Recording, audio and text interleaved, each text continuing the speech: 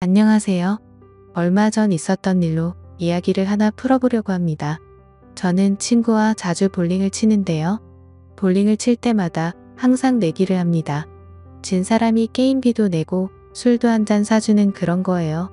제가 게임에서 져서 술을 사는데 괜히 돈도 아깝고 그래서 간단하게 마시고 빨리 들어가려고 했거든요.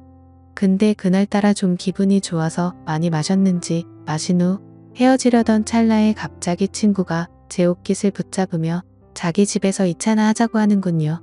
저는 밤이 늦어 집에 들어가야 한다고 했으나 막무가내인 친구를 어떻게 말릴 도리가 없었습니다.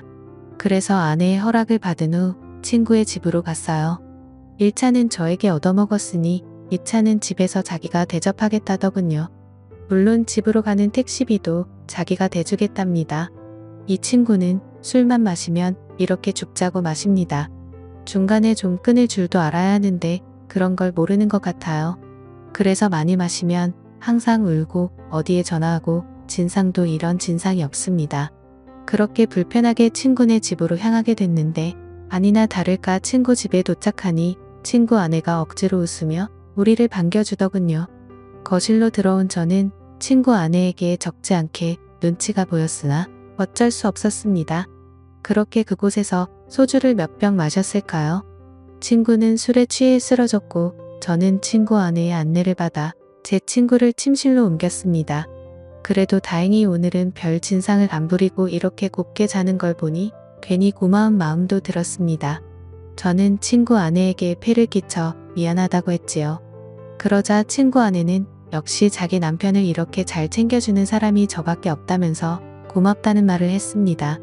저를 믿으니까 한 번씩 이렇게 노는 것도 충분히 이해할 수 있다고 하더군요. 저는 친구도 술에 취해 들어 눕게 된 마당에 더는 이곳에 있을 필요가 없어 이곳을 후다닥 나가려는데 마침 친구 아내가 바둑 프로를 시청하고 있는 게 보였습니다.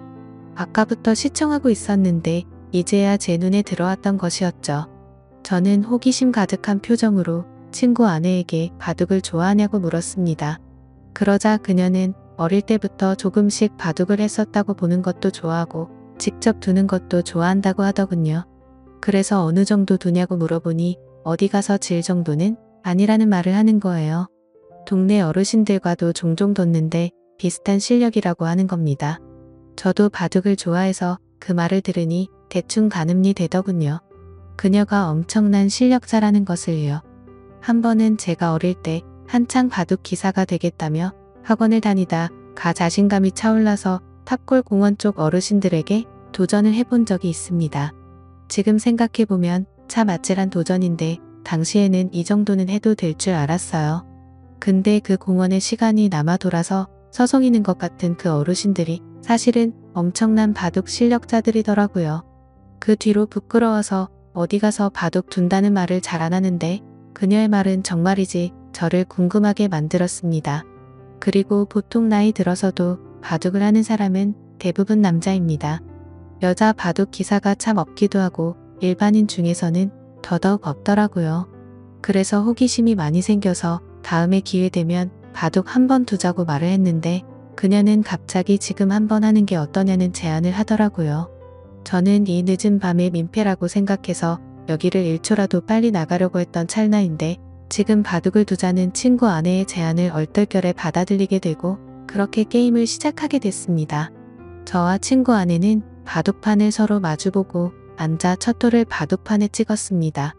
바둑판 맞은편에 앉아있는 그녀는 그다지 눈빛이 매섭지 않았습니다. 흡사 바둑 경험이 6개월 정도 되어 보이는 그런 초보자처럼 보였습니다.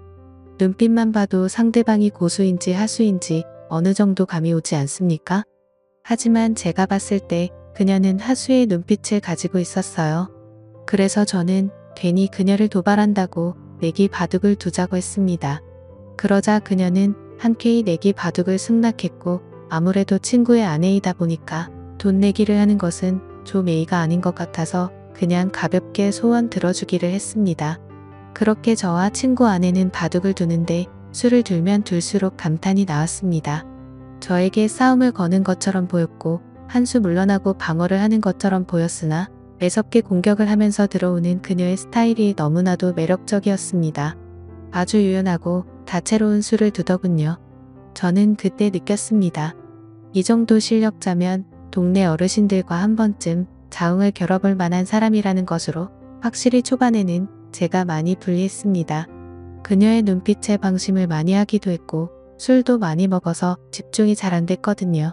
그러나 그녀의 공격을 몇 번 맞다 보니 술이 확 깨버렸습니다. 초반에 불리한 전세는 조금씩 역전을 하는 듯이 보였습니다.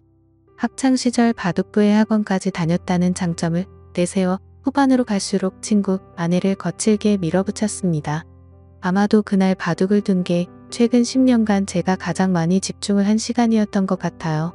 그만큼 저도 상대방의 실력에 맞춰서 진심을 다해서 뒀습니다. 위 지역은 확실히 제가 불리했으나 아래 지역을 다 먹게 되면서 제가 이기는 방향으로 게임이 흘러갔지요.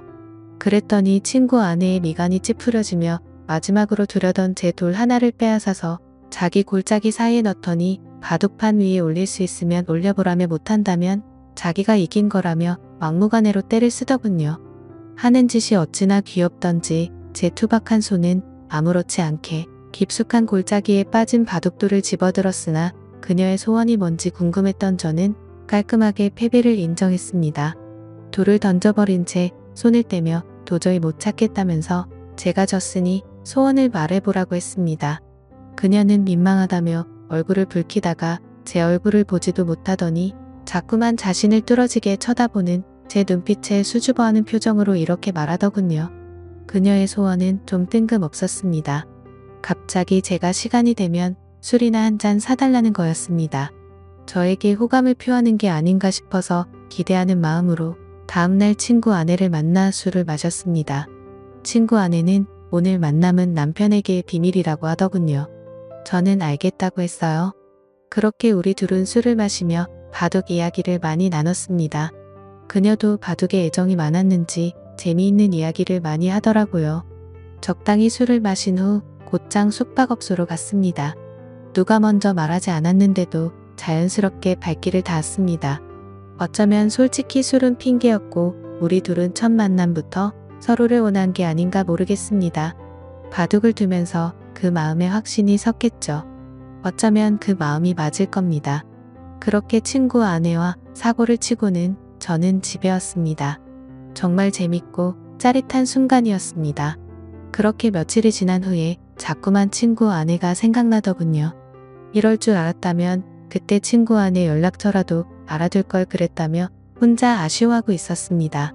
저는 고민하다가 친구 아내가 너무나 보고 싶어서 3일 만에 친구에게 전화해 너희 집에서 술이나 마시자고 했습니다.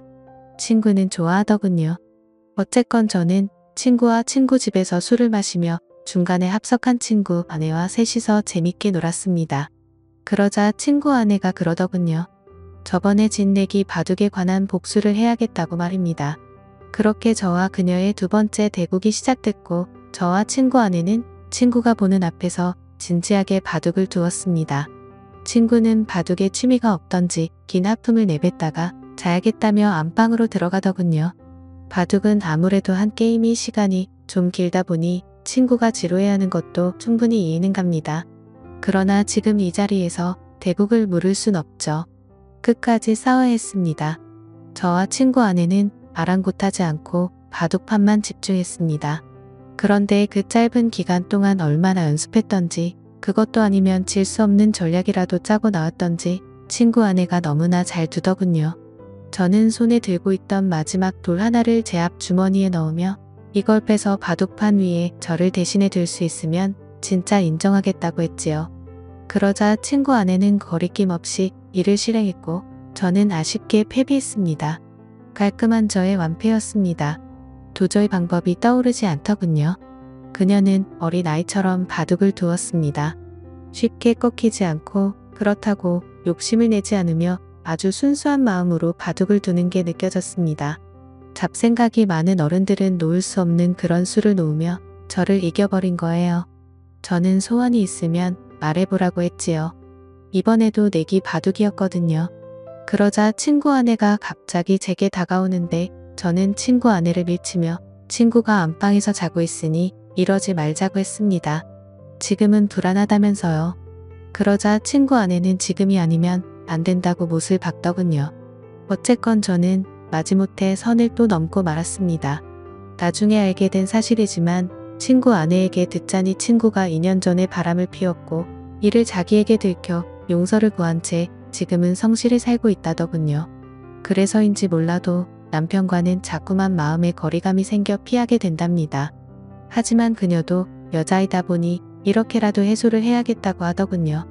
제가 마음에 들어서 그런 거라고 말을 하는 걸 보니 저를 어떻게 한번 해보려고 이렇게 바둑을 열심히 두는 거였구나 생각했습니다.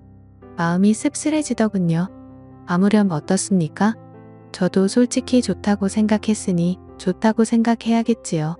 어쩐지 친구와 같이 있어도 뭔가 서먹하다고 했는데 역시나 이유가 있었습니다.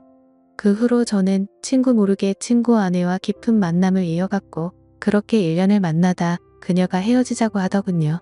이제는 마음 잡고 가정을 위해 성실하게 사는 남편 뒤통수를 못 치겠다더군요. 그게 이유였습니다. 저는 아직은 그럴 수 없다며 계속 만나자고 했습니다.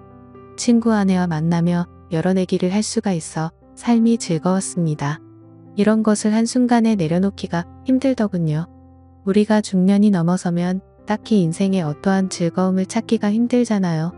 다른 걸 떠나서 이렇게 즐겁게 바둑을 둘 수 있는 친구가 있다는 게 참 좋았는데 아쉽잖아요. 어쨌건 저는 헤어지자던 친구 아내를 겨우 설득해 계속 만나는 중인데 언제까지 이런 만남이 유지될지 모르겠습니다. 이제 헤어지기엔 이미 저는 친구 아내에게 너무나 깊게 빠져버렸거든요. 오늘의 사연은 여기까지였습니다. 감사합니다.